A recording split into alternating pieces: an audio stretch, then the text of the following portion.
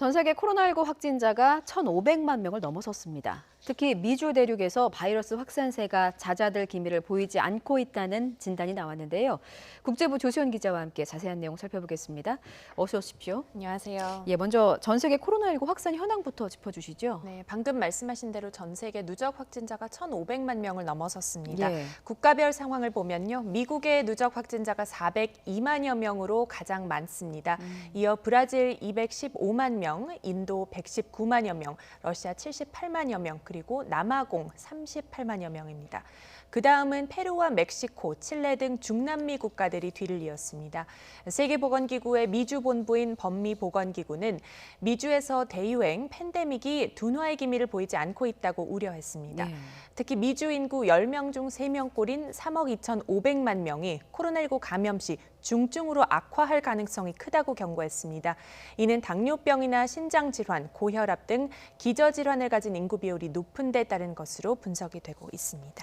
미국의 경우에는 실제로 감염된 사람이 이 보고서에 보고된 규모보다 훨씬 더 많을 수 있다. 이런 보고서가 나왔다고 하죠? 네, 그렇습니다. 사실 그동안 여러 차례 제기되어 온 우려지만 이번에 좀 더 구체적인 보고서가 나왔습니다. 미 질병통제예방센터 CDC가 민간 연구소들과 함께 미국 내 10개 주 도시 주민들을 상대로 항체 검사를 진행했습니다. 뉴욕과 플로리다, 워싱턴 등 코로나19가 많이 확산한 지역들이 포함이 됐습니다. 올해 봄부터 6월 초 사이 병원에 내원한 환자 16,000명의 혈액 샘플을 수집해서 항체 검사 결과를 분석했는데요. 실제 코로나19 감염자가 보고된 수치의 2배에서 많게는 13배에 달하는 것으로 나타났습니다. 미주리주가 추정 감염자와 보고된 감염자 사이의 격차가 13배로 가장 컸고 유타주는 2배에 그쳤습니다. 또 코로나19 항체 형성률이 가장 높은 지역은 뉴욕시였습니다. 5월 초 기준으로 인구의 24% 정도가 항체를 보유하고 있었습니다. 하지만 이는 여전히 집단 면역 형성의 기준으로 여겨지는 60-70%에는 훨씬 못 미치는 수준이죠.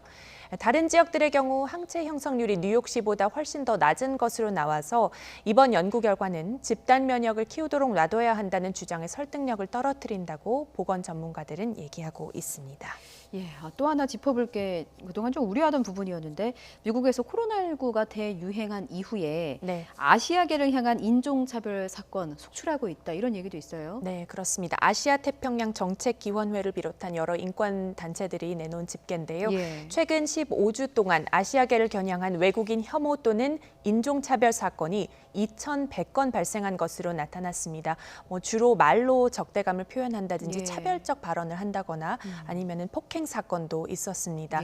코로나19가 중국 우한에서 발병한 점, 중국 바이러스 또는 우한 바이러스라는 선동적인 표현이 확산한 데 따른 영향도 있다는 분석입니다. 이런 가운데 미국 현지에서 코로나19와 관련된 아시아계 차별 중단을 호소하는 공익 광고가 나왔습니다. 다양한 분야에 종사하는 아시아계들이 각자 경험담을 공유했습니다.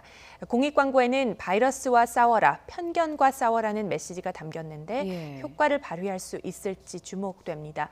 또 SNS에서는요, 인종차별이 바이러스다 등의 해시태그를 사용한 차별 반대 캠페인도 펼쳐지고 있습니다. 그렇군요.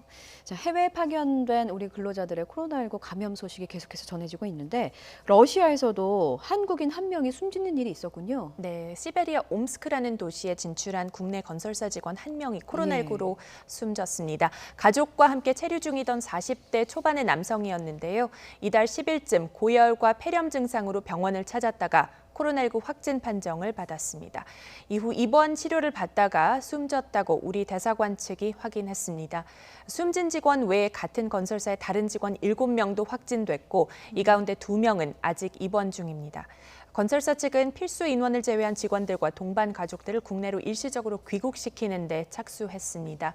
앞서 전해드린 대로 러시아는 전 세계에서 4번째로 확진자가 많은데 우리 국민의 피해가 없도록 좀 잘 대비하면 좋겠습니다. 더 이상의 피해 소식은 좀 들리지 않았으면 좋겠군요.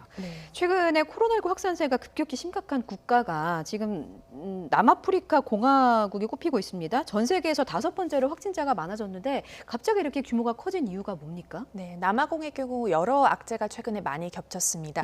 우선 사태 초기에는 부유한 지역사회를 중심으로 코로나19가 감염자가 제한적으로 발생했습니다. 그러다가 빈곤층과 농촌 지역으로 급속히 확산했는데요. 남아공은 남반구에 위치해 있어서 지금 한겨울인 점도 더욱 가파른 확산세로 이어졌습니다. 빈곤층의 경우 위생시설이 불충분하고 매우 밀집된 환경에서 생활하다 보니까 전염병에 워낙 취약한데 겨울철로 접어들면서 직격탄을 맞은 것이죠. 여기에 남아공의 에너지 장관과 노동부 장관을 비롯해 정부 고위 관리들도 최근 잇따라 감염된 것으로 파악됐습니다. 그만큼 코로나19가 널리 퍼져 있다는 점을 보여주는 것으로 보입니다. 앞서 남미 볼리비아에서도 정부 관리들이 줄줄이 감염되면서 지금 보건 위기 속에 정치적 혼란까지 심화하고 있는데요. 남아공도 볼리비아의 전철을 밟는 것 아닌가 하는 우려의 목소리도 지금 나오고 있습니다. 그렇군요. 여기까지 듣겠습니다. 국제부 조수연 기자였습니다. 잘 들었습니다.